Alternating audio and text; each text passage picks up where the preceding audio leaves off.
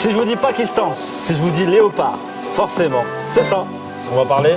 Ouais, on va parler du gecko léopard. C'est le sujet du 3e épisode de Jays et Dundee Show, les amis.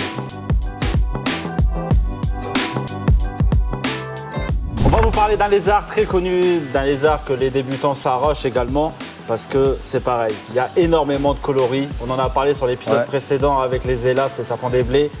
Mais là, le gecko léopard, c'est pareil. Il y a énormément de différents coloris. Exactement, Jay. Donc là, le Blepharis macularius, donc comme tu l'as dit, qui est originaire du Pakistan. C'est un lézard également pour les débutants. Donc là, je vais vous le présenter. Nous, on a une superbe petite femelle donc de mutation Black Knight. Donc c'est vraiment la mutation phare en ce moment, la mutation que tout le monde s'arrache. Donc comme vous pouvez le constater, Black Knight, donc ça c'est un animal qui est de coloris noir. Voilà. La Rolls-Royce. La Rolls-Royce en ce moment du gecko léopard. Tu vois, elle est bien active. Donc voilà, donc le Blepharis macularius, qu'est-ce que c'est? Donc c'est un animal qui est nocturne. Tout à fait. Voilà, donc déjà, donc ça... si les gens ils veulent être là toute la journée devant leur lézard, c'est pas possible. Voilà, ça c'est une caractéristique à prendre en compte. C'est un animal qui est nocturne, qui est élevé sans UVB.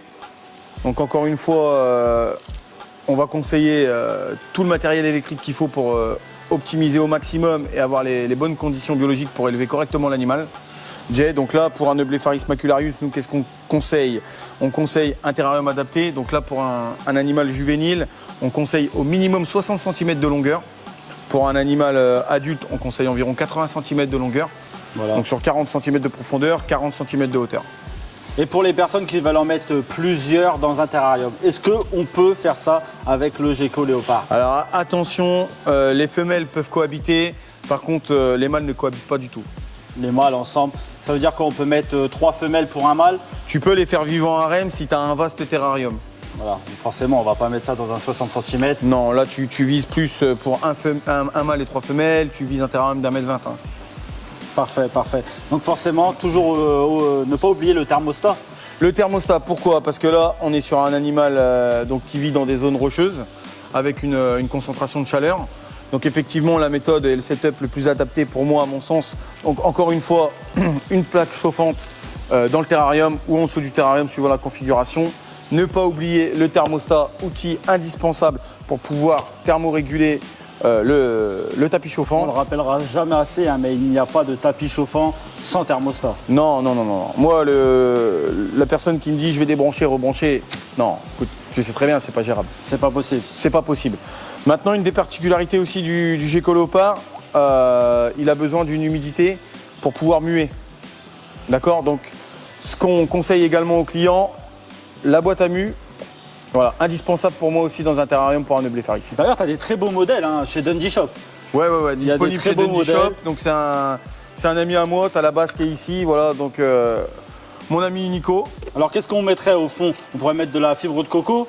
Alors moi je conseille de la sphène, voilà, de la sphène humide. Après tu as la méthode sopalin humide aussi que tu viens renouveler régulièrement. Voilà, l'avantage en fait de cette cachette boîte à mu a fait aussi office de gamelle d'eau sur le dessus. Forcément. Oui, parce que c'est pas un lézard qui aime forcément escalader, mais c'est vrai que à travers les pierres, il a tendance aussi à monter un petit peu. C'est pas un lézard vraiment qu'on pourrait caractériser de lézard arboricole. Oui, c'est pas un Felsuma. Non, rien à voir. On n'est pas sur un lézard qui va monter au mur. Il n'y a pas de cétae. Il ne va pas grimper à 20 mètres dans les arbres. Maintenant, voilà, il faut s'imaginer à l'état sauvage des pierres qui sont empilées, des petites collines et tout. Ça va grimper un petit peu, quoi. Voilà, tout à fait. Alors, grosse particularité aussi sur le Blepharis, j'attire l'attention sur le substrat. Voilà, parce que dans 80% des occlusions intestinales, on retrouve les gecko léopards. Le sable. Le sable, grave erreur. Alors après, tu as du sable calcique. Le sable calcique, tu as certaines marques qui fournissent du sable calcique. Donc là, si l'animal vient ingérer le sable calcique, ça se dissout dans l'organisme, il n'y a pas de problème, c'est digéré. Maintenant, du sable classique, non. Alors, la meilleure méthode en substrat, excavator. Excavator, bien tassé, bien séché.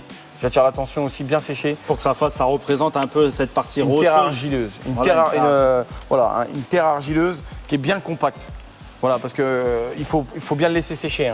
L'escavator, c'est génial. Maintenant, si on le mouille trop, si les proportions en eau sont mal Ça va prendre constituées, énormément de temps. Énormément Je te de parle temps. en connaissance de cause. J'ai pris 7 jours à faire sécher un terrarium parce que j'avais mis trop d'eau. ah ouais, là, t'as pas dosé du tout. Non. Ouais, donc faut faire attention à ça parce que c'est vrai que des fois, tu as des clients qui se disent bon, bah voilà, allez, en 2 heures, c'est bâclé. 3 heures après, je mets l'animal. Le problème, c'est que le substrat, il n'est pas encore sec. Et là, voilà, il vient l'ingérer. L'escavator, s'il est mal constitué, tu risques une occlusion intestinale. Le meilleur substrat vraiment qu'on peut retrouver pour les gécolopards et qui est naturel et qui présente aucun risque. Maintenant, c'est vrai qu'en termes d'esthétique, c'est pas ce qui représente le mieux dans le terrarium. C'est voilà, la rave de maïs. La rave de maïs qu'on utilise pour les rongeurs, ça, on est sur un substrat naturel donc qui peut être digéré par l'animal sans aucun risque. Et en plus, c'est assez gros, donc c'est vrai que l'animal, il va moins vite le digérer que du sable fin qu'on peut retrouver parce que j'ai vu des terrariums où les gens mettent un peu tout et n'importe quoi en substrat. Ouais, on le voit maintenant. Tu as plusieurs causes. En fait, le gécolopard, il peut ingérer en fait, le mauvais substrat en chassant, comme les pogonins, comme on en a parlé dans la précédente vidéo. Maintenant, tu as d'autres phénomènes aussi, puisque c'est un animal vraiment qui lèche. C'est pour ça qu'on conseille également, vu qu'on ne leur fournit pas du VB, de mettre là pour le coup une gamelle de calcium. On continue dans le terrarium, mais là on met du calcium avec de la D3. Et ça, on lui laisse puiser le calcium à volonté. Oui, il va c'est venir, lui qui, voilà, c'est il va lui. lécher. Exactement. Et du coup, en fait, étant donné que c'est un animal qui lèche beaucoup, il peut lécher du substrat. Donc, et j'ai déjà vu, moi, des clients qui avaient été mal conseillés, qui n'ont pas acheté l'animal chez moi et qui sont venus me voir après, qui élevaient les gécolopards sur de la fibre de coco. La fibre de coco sèche. Voilà, donc hyper volatile, quoi. Non, et c'est pas bon. En plus, ça fait pas mal de poussière.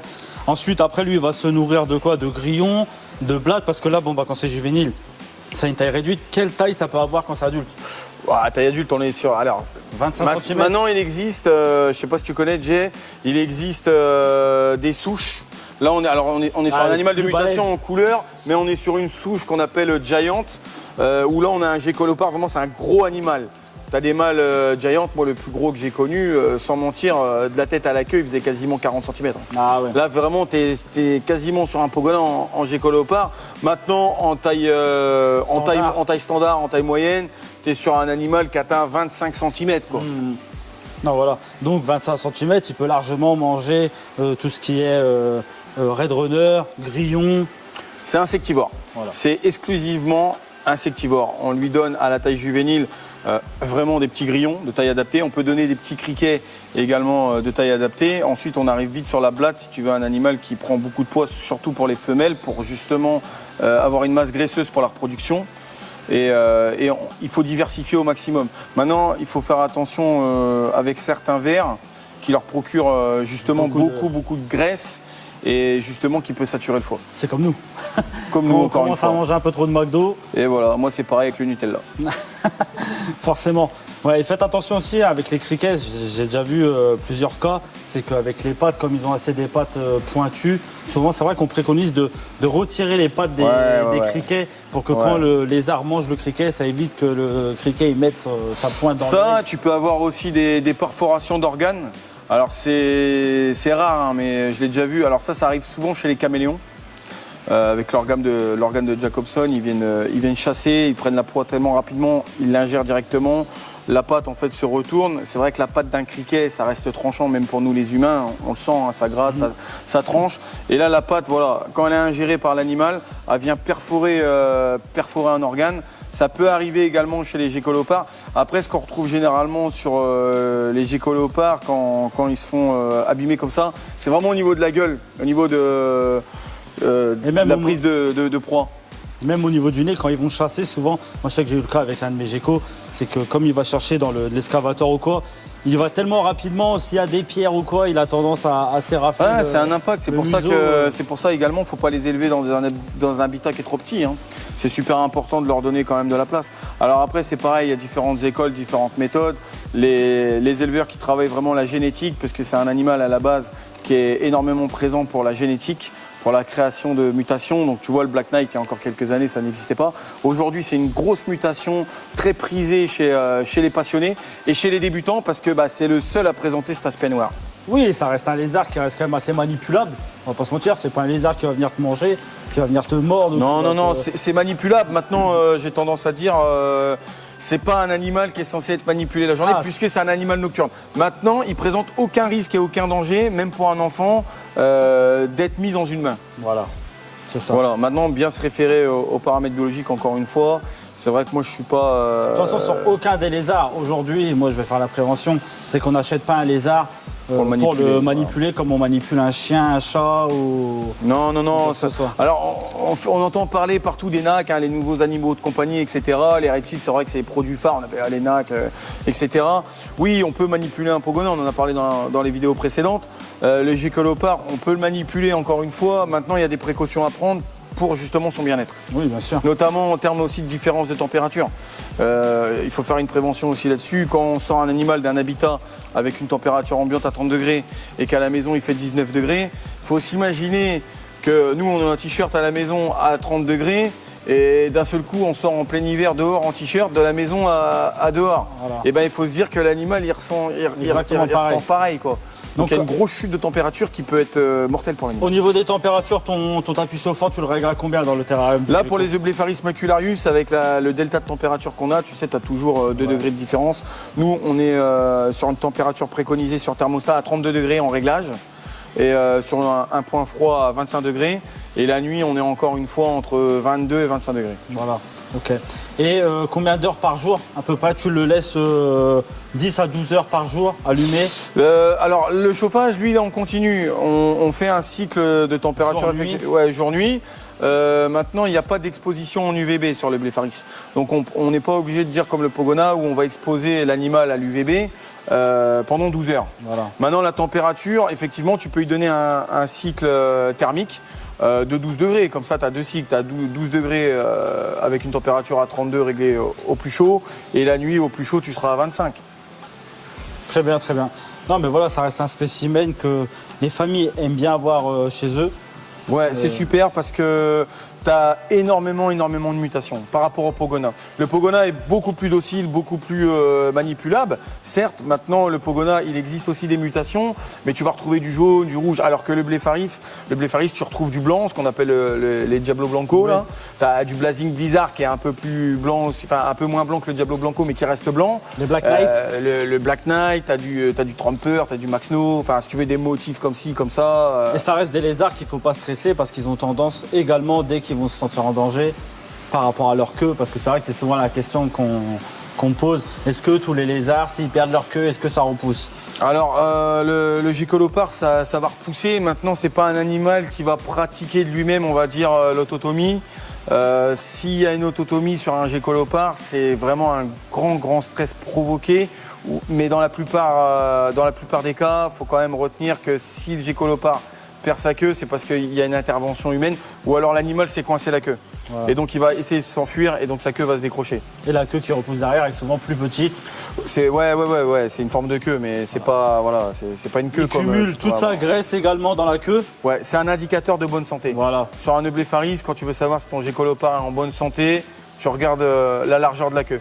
Et si tu veux savoir s'il est en obésité, tu regardes aussi la largeur de la queue. Et c'est vrai qu'il m'est arrivé aussi, comme je le disais dans la vidéo précédente, de voir énormément de Blepharis en obésité, voire morbide.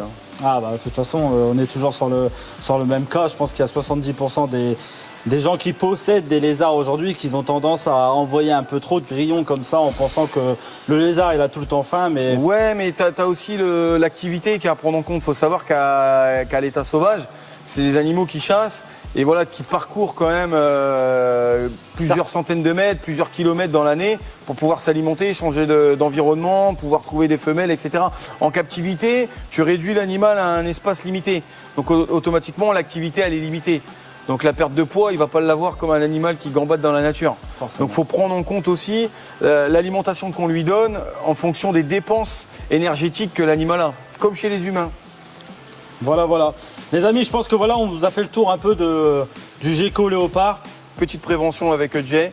Les animaux vivants, il faut vraiment avoir un acte réfléchi avant de pouvoir l'acheter.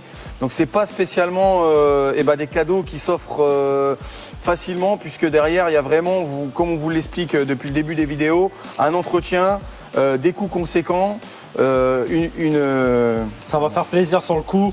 Mais au final, il faut savoir que derrière, il y a toute une gestion avec l'animal. Une gestion et puis un mode de vie. Un mode de vie à prendre en compte puisqu'il va falloir venir chercher vraiment des insectes frais pour pouvoir le nourrir et il va falloir avoir du temps pour s'en occuper. Voilà. Donc ça peut être un cadeau dans le sens, un éleveur, quelqu'un qui veut se faire plaisir, quelqu'un qui est passionné, qui va ajouter une nouvelle espèce à sa collection.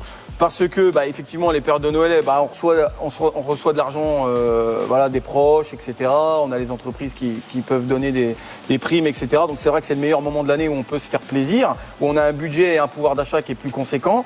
Mais voilà. Mais de mon avis personnel à moi, il faut garder à l'esprit que si on veut offrir un animal à Noël, il faut quand même avoir déjà toutes les informations et l'aval du propriétaire, du futur propriétaire de l'animal. Voilà, on n'offre pas un animal à une personne qui ne sait pas qui va l'avoir. Voilà, allez pas voir Tata Martine avec un gecko léopard si elle ne connaît pas les lézards. À bientôt. À bientôt.